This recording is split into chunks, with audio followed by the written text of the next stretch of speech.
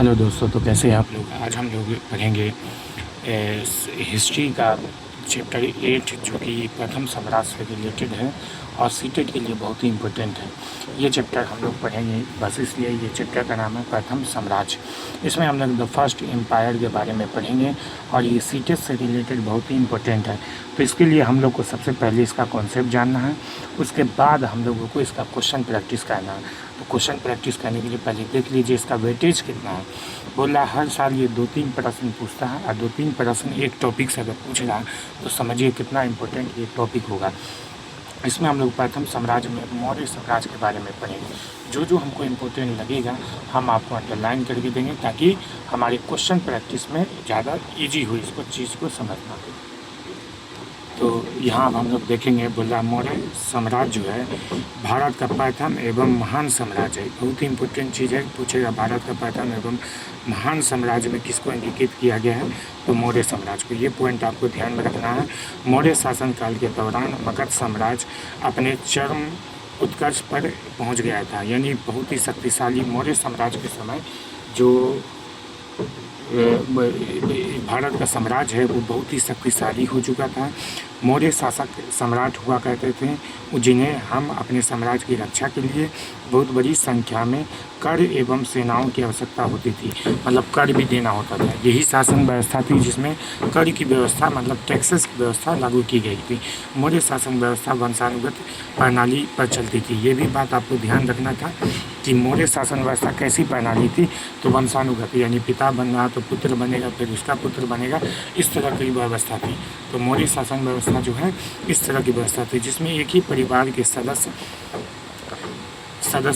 एक के बाद एक राजा बनते थे। मौर्य वंश में 3 महत्वपूर्ण राजा थे। आपको बस ये 3 ही जानना है, ये नहीं कि पूरे मौर्य साम्राज्य में जितने आए सबको पढ़ना। वो आप यूपीएससी बीपीएससी नहीं कर रहे हैं, आप सीटेट की तैयारी कर रहे हैं तो इनके 3 महत्वपूर्ण राजा को याद रखना। पहले चंद्रगुप्त मौर्य, दूसरा बिंदुसार, तीसरा अशोक को याद रखना। अशोक से भी क्वेश्चन बनते हैं, बिंदुसार से भी बनते हैं और चंद्रगुप्त मौर्य से भी बनते हैं। बोला मौर्य इतिहास के बारे में निर्याक्ष, मेगास्थनीज, विशाखादत्त, मुद्राराक्ष, अशोक के शिलालेख, कौटिल्य, चाणक्य, अर्थशास्त्री प्रमुख जानकारी देते हैं। मतलब पूछेगा मौर्य साम्राज्य के बारे में जानकारी कौन देते हैं तो हमको मेगास्थनीज से जानकारी मिलती है, विशाखादत्त से जानकारी मिलती है। विशाखादत्त को मुद्रा राक्षस भी बोला जाता है। अशोक के शिलालेख, कौटिल्य, चाणक्य का अर्थात प्रमुख जानकारी मिलता है। मतलब ये सबसे हम लोग को मौर्य साम्राज्य के बारे में जानकारी मिलता है। तो ये चीज़ आपको ध्यान में रखना है। आगे देखिए, आगे बोल रहा अर्थशास्त्र के अनुसार मौर्य काल में उत्तर पश्चिम कंबल के प्रसिद्ध कंबल के लिए प्रसिद्ध था। मतलब कंबल के लिए जो है मौर्य साम्राज्य में उत्तर पश्चिम का जो दिशा है एरिया है वो काफ़ी प्रसिद्ध था। समझ गए। तो आपको सिर्फ मौर्य साम्राज्य में इतना है, मतलब इसके इंट्रोडक्शन में इतना ध्यान रखना, ये आपका कीवर्ड हो गया। अब ये तीनों जो है जिसके चंद्रगुप्त मौर्य, बिंदुसार, अशोक, इनके बारे में हम थोड़ा सा डिटेल से जान जाते हैं अब फिर हम लोग क्वेश्चन आंसर करेंगे। तो आगे का पॉइंट देखो। अब हम लोग देखते हैं चंद्रगुप्त मौर्य के बारे में, इन्होंने क्या किया, इनकी क्या उपाधियाँ थी उनके बारे में पढ़ेंगे। जो मौर्य साम्राज्य की स्थापना 324 ईसा पूर्व चंद्रगुप्त मौर्य ने की थी। तो पहला सवाल बन गया कि मौर्य साम्राज्य की स्थापना किसने की थी, चंद्रगुप्त मौर्य ने की थी। ये बात आपको ध्यान में रखनी है। बोला चाणक्य ने इस कार्य में उनकी सहायता की थी, यानी मौर्य साम्राज्य की स्थापना करने में चंद्रगुप्त मौर्य की जो सहायता वो किसने की थी, चाणक्य ने की थी।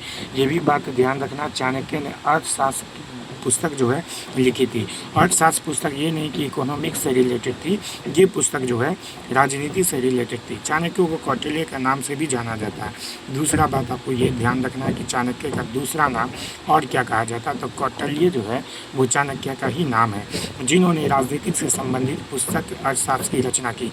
राजनीति से संबंधित पुस्तक की रचना किसने की, अर्थशास्त्र की, तो चाणक्य ने की थी। समझ गए। तो चाणक्य ने अर्थशास्त्र की रचना की, चंद्रगुप्त मौर्य ने मौर्य साम्राज्य की स्थापना की 324 ईस्वी ईसा पूर्व में की। ये सारी बात आपको ध्यान रखना है। चंद्रगुप्त मौर्य के शासनकाल साम्राज्य में काबिल, मतलब चंद्रगुप्त मौर्य का जो शासनकाल था, यहाँ ध्यान दीजिएगा। चंद्रगुप्त मौर्य के विशाल साम्राज्य में जो चंद्रगुप्त मौर्य का पूरा विशाल साम्राज्य था उसमें कौन कौन से क्षेत्र आते थे, काबुल है, हेरात है, कंधार है, बलूचिस्तान है, पंजाब है, गंगा यमुना के द्वार, बिहार, बंगाल, ये सारे के सारे क्षेत्र आते थे। तो आपको ये भी पॉइंट बहुत इंपॉर्टेंट इम्पोर्टेंट है, ध्यान में रखना था। का भूभाग सम्मिलित है, मतलब ये सारी बात आपके लिए बहुत ही इम्पोर्टेंट बात है जो आपको ध्यान में रखना है। अब हम लोग थोड़ा सा पढ़ते हैं यहाँ, ये पॉइंट अब आप हम लोग देखेंगे। यहाँ एक नोट दिया हुआ कि तक्षशिला उत्तर प्रदेश और मध्य एशिया के लिए आने जाने का मार्ग था। अच्छा, मध्य एशिया के लिए आने जाने का मार्ग कौन सा था? तो तक्षशिला। समझे कि नहीं? इस बात को ध्यान रखिएगा, ये सारे बात को नोट करते चलिए ताकि क्वेश्चन प्रैक्टिस में आपको कोई भी दिक्कत ना हो। अब हम आते हैं मेगास्थनीज की पुस्तक के बारे में। मेगास्थनीज की जो पुस्तक इंडिका है उसके बारे में अब हम लोग अध्ययन करेंगे। बोला मेगास्थनीज और उसकी इंडिका। बोला मेगास्थनीज चंद्रगुप्त के दरबार में यूनानी राजा सेल्यूकस निकेटर का राजदूत बनकर आया था। तो ये भी सवाल बनता है कि मेगास्थनीज किसके दरबार में आया था? तो चंद्रगुप्त के दरबार में ये आया था और यूनानी राजा सेल्यूकस निकेटर के राजदूत बनकर आया था। यूनानी राजा का ये राजदूत बन गया था। यूनानी राजा कौन? तो सेल्यूकस निकेटर। उसने अपनी पुस्तक इंडिका में मौर्य साम्राज्य का पाटलिपुत्र का वर्णन किया। अब देना, किस पुस्तक में मौर्य साम्राज्य के बारे में अध्ययन किया गया है, बताया गया, या मौर्य साम्राज्य की जो है आपको पूछेगा ये कि मौर्य साम्राज्य के बारे में पता कहाँ से चलता है? तो हम लोग अर्थशास्त्र से पता चलता है, जो कौटिल्य की बुक थी, और दूसरा मेगास्थनीज की पुस्तक, मेगास्थनीज की पुस्तक जो है, मेगास्थनीज की पुस्तक इंडिका से हमको पता चलता है। ये उनकी पुस्तक है, ध्यान रखिएगा। तो हम लोग मेगास्थनीज और उसकी इंडिका के बारे में ये जाने। अभी आगे देखिए, यही मेगास्थनीज के बारे में और भी पॉइंट आपको बताया जा रहा है। थोड़ा सा हम सेट कर लेते उसके बाद।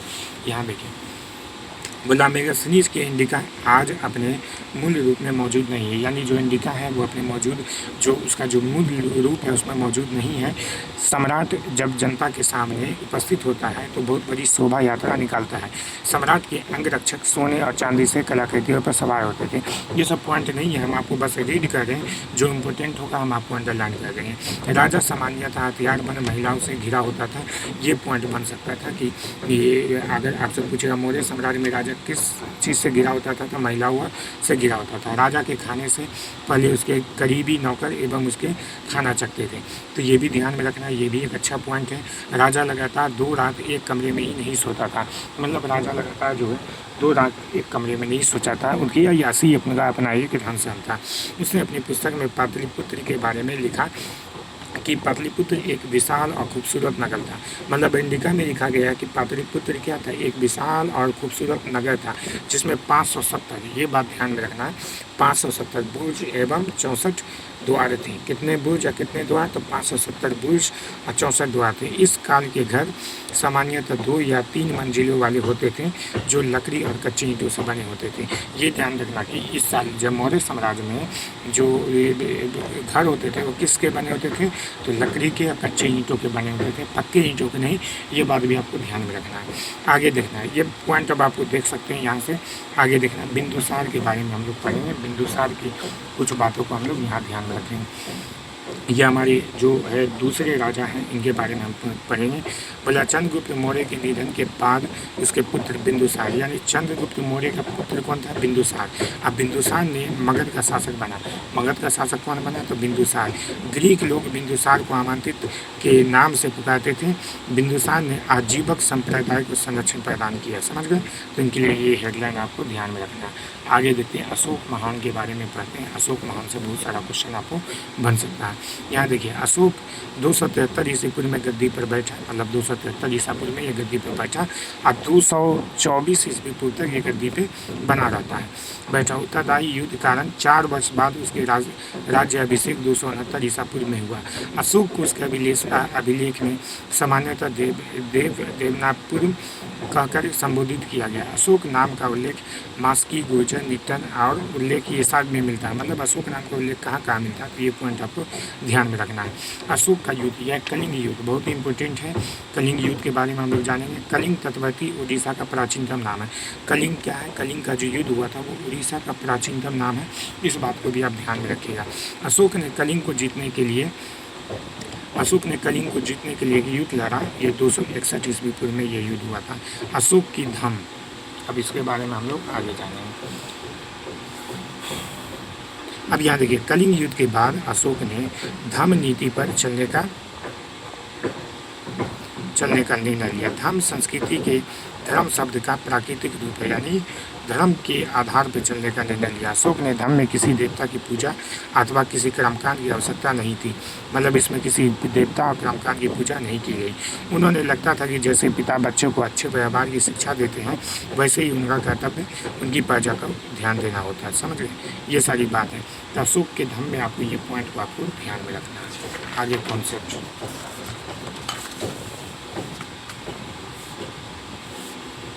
यहाँ भी एक पॉइंट है, मौर्य साम्राज्य का प्रशासन, इसको देख लेते हैं। मौर्य साम्राज्य बहुत बड़ा था, इसलिए अलग अलग हिस्सों पर अलग अलग ढंग से शासन किया जाता था। पाटलिपुत्र और उसके आसपास के क्षेत्र सम्राट का सीधा नियंत्रण होता था।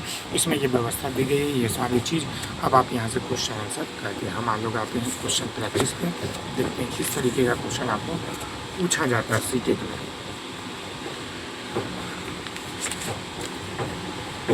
अभ्यास प्रश्न, पहला क्वेश्चन आपको दिया है।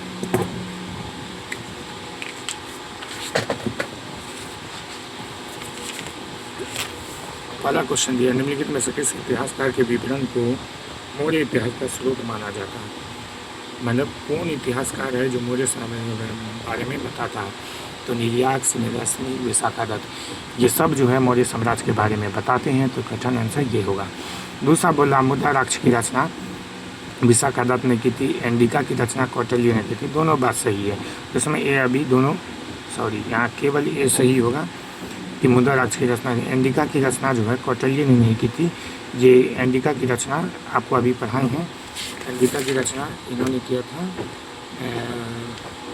मेगास्थनीज, सॉरी ध्यान से उतर चुका था, मेगास्थनीज ने की है। तो ये क्वेश्चन को आप ध्यान से देख करके आप यहाँ से स्क्रीनशॉट ले सकते हैं, आप यहाँ से बना सकते हैं। फिलहाल ये क्वेश्चन सर हम कल बनाएंगे, समय का अभाव है इसलिए हम इसको डिटेल से नहीं बता पा रहे हैं। कल आपको ये क्वेश्चन बताया जाएगा। Thank you so much, like और सब्सक्राइब प्लीज़ जरूर।